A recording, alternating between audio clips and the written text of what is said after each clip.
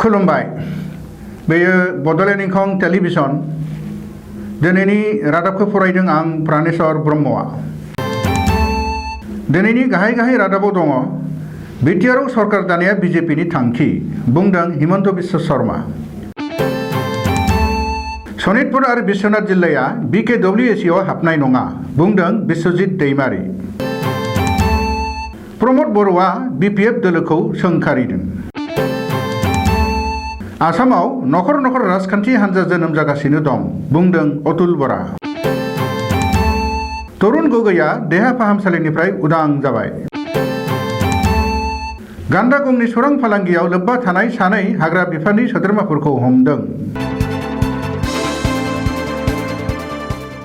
दानिया आबुं रादाब। नर्थ इस्ट डेमोक्रेटिक एलायन्स सुंद'यै नेडानि लिंथुमगिरि आसामनि राङारि सावस्रि आरो सोलोंथाइ बिफाननि मन्थ्रि डक्टर हिमन्त बिश्व शर्माया बुंदों दि बिटिआरआव सरकार दानाया बिजेपिनि थांखि। बिटिआरआव सरकार दानायनि थाखाय बिजेपिआ प्लेनिं खालामगासिनो दं आरो बेनि थाखाय खामानि मावबोगासिनो दं।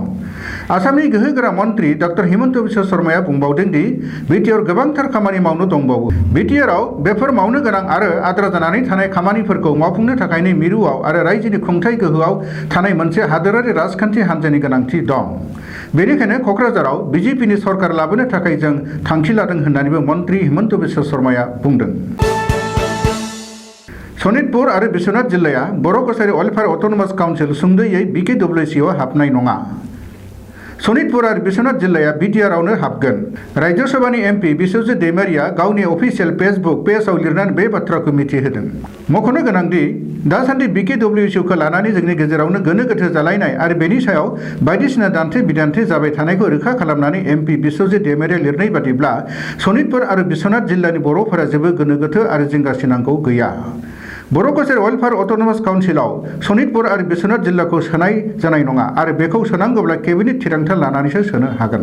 बबेखानि आथिखालाव जायफोर बाथ्राफोरखौ लानानै WPTNBC मन्थ्रि चन्दन ब्रह्म आरो गुबुन दैदेनगिरिफोरा सनितपुर आरो बिश्वनाथ जिल्लानि बागै बुंनायफोरा नंखाय होननानैबो बिथाङा बुंदों।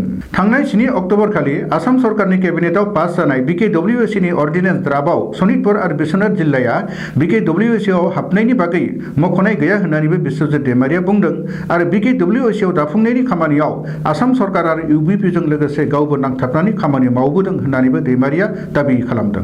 बिश्वजित दैमारिया लिरबावनाय बादियैब्ला सनितपुर आरो बिश्वनाथ जिल्लाखौ बिटिआरआव सोखांनायनि उनावबो जुदि माबा एंगारहायै जाहोनाव मोनफा मोननै गामिया थालाङोब्ला बेखौ आसाम केबिनेटआव थांखि लानानै बर' कछारी वेलफेयार अट'नमास काउन्सिलाव सोहैफिननो हागोन।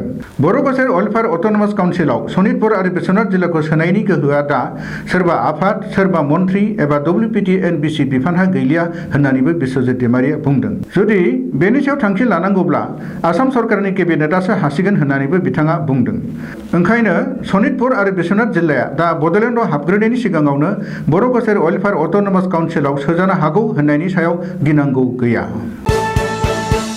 मैया 25 अक्ट'बर खालारखालि बाक्सा जिल्लानि साप्रा होननाय जायगायाव बिसायख'थि फोसावदिं मेलाव UPPनि आफादगिरि प्रमद बर'आ BPF दोलोआ 17 बोसोर BTC खुंथायनि मुङाव जाख्ल'नायनि खोथाखौ रोखायै बुंथियो। लोगोसेयै फैगौ BTC बिसायख'थियाव UPPL दोलोआ देरहायोब्ला सरकार दानायनि उनावनो 35 लाख सुबुंफोरनो मोजां बान्था होगोन होननानैबो बिथां प्रमद बर'आ बुङो।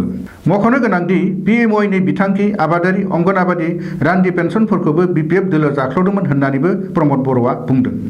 लोगोसे बेखौबो बुंथियोदि जाख्ल'नायनि सायाव केस होगोन आरो UPPLनि दोलोआव खुंथायाव फैयोब्ला बे जाख्ल'ग्रा सुबुंफोरखौ ओरैनो गारनाय नङा। UPPL दोलोनि आफादगिरि प्रमद बर'आ जोबनायाव बुंबावोदि गासैबो हारिनि गेजेराव अनलायनाय रैखाथि होनाय आरो हानि मोनथाय साख्रिनि मोनथाय आरो थांना थानायनि मोनथायफोरखौबो बयनोबो समानै होनाय जागोन। दासान्दि आसामाव राजखान्थि हान्जाफोरा नखर जोनोम जाबोगासिनो दं। बे बाथ्राखौ बुंदों AGPनि आफादगिरि बकाघाटनि MLA आरो आसामनि आबाद बिफाननि मन्थ्रि अतुल बराया। बबेखानि गावबा गावनि हारि रैखाथि आरो थामोनथानि सेन्टिमेन्ट लानानै आसामाव नखर राजखान्थि हान्जा दानाया जोबोरैनो दुखुनांथाव आरो बेयो जेबो ओंथि गैया होननानैबो बुंदों बिथाङा। आसामाव नखर नखर राजखान्थि हान्जा जोनोम जादोंब्लाबो एजिपिखौ रावबो खहा खालामनो हानाय नङा होननानैबो अतुल बराया दाबि खालामदों। ओरैहाय गुवाहाटीनि श्रीमन्त शंकरदेव कलाक्षेत्रआव मैयाफोरनि थाखाय मोनसे आलादा हारिमुआरि नेरसोनथि एबा मिउजियामनि जायगा होनांगौ होननानै दाबि खालामनाया थारैनो दुखुनांथाव होननानैबो अतुल बराया बुंदों। मख'नो गोनांदि 2021नि बिसायख'थिनि थाखाय कंग्रेस आरो बदरुद्दिन आजमल दैदेननाय एइउडिएफजों गोरोबथा खालामनाया आसामनि राजखान्थियाव हेंथा लाबोनो हागौ आरो हारिखौ खैफोदाव खोख्लैनो हागौ होननानै अजद होदों मन्त्रि अतुल बराया।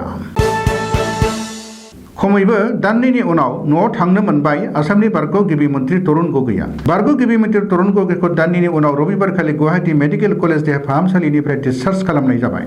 बबेखानि तरुण गगैखौ देहा फाहामसालिनिफ्राय डिसचार्ज खालामनाय जादोंब्लाबो बिथाङा साननैसो डाक्टरफोरनि जोथोन लानायावनो थानांगोन। GMCHनि डाक्टरफोरानो बिथांनि न'आव थांनानै जोथोन लाहैगोन होननानै मिथिनो मोननाय जादों। मख'नो गोनांदि थांनाय 22 आगस्तखालि बारग' गिबि मन्त्रि तरुण गगैनि देहायाव कर'ना पजिटिभ मोननायनि उनावनो बिथांखौ GMCHआव थिसननाय जादोंमोन। आसाम सरकारजों दानानै होनाय डाक्टरफोरनि स्पेसियेल टीमनि जोथोन लानायावनो तरुण गगैया 14 साननि गेजेरावनो कर'नानिफ्राय उदां जादोंमोन। नाथाय बिथांनि देहाया जोबोरैनो लोरबां जानायजों लोगोसे अक्सिजेननि लेभेल खमायलांनायनि थाखाय देहा फाहामसालिनि केबिनावनो लाखिनानै फाहामथाय होनाय जादोंमोन।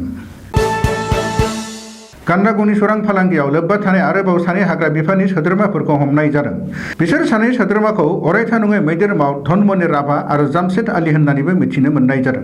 मख'नो गोनांदि बे समाव काजिरङा नेशनेल पार्कआव गान्दागंनि सुरां फालांगिरिफोरनि मोनसे जोबोर गेदेर नेटवार्क दं। काजिरङायाव खामानि मावनाय हाग्रा बिफाननि सोद्रोमाफोरानो लाख लाख रां लानानै गान्दागंनि सुरां फालांगियाव मदद खालामबोगासिनो दं। बबेखानि थांनाय सेप्तेम्बर दानावबो काजिरङा नेशनेल पार्कआव DFO रमेश गगैनि दैदेननायाव सिग्रोमनानै थरसे गान्दागंजों लोगोसे हाग्रा बिफाननि सानै सोद्रोमाफोरखौ हमनो हादोंमोन। नाथाय काजिरङायाव गान्दागंनि सुरां फालांगि खालामनायनि मास्टार माइन्डखौ दासिमबो हमनो हानाय जायाखै। दानिया बोथोरनि खौरां। भारतनि बोथोर बिगियानख'नि सुलुं बादियै 27 अक्ट'बर खालि बड'लेण्डनि हालामनि नख्राङाव दोमैलुनाय, सान्दुं दुंनाय आरो अखा हानायनि जाथावना दं। बड'लेण्डनि आवथायाव थानाय मोनब्रै जिल्लानि बोथोरनि गाबोननि सुलुंफोरा फारियै ओरैबायदि। क'क्राझार जिल्ला गाबोन क'क्राझार जिल्लायाव बोथोरा 31 डिग्री सेल्सियास जागोन।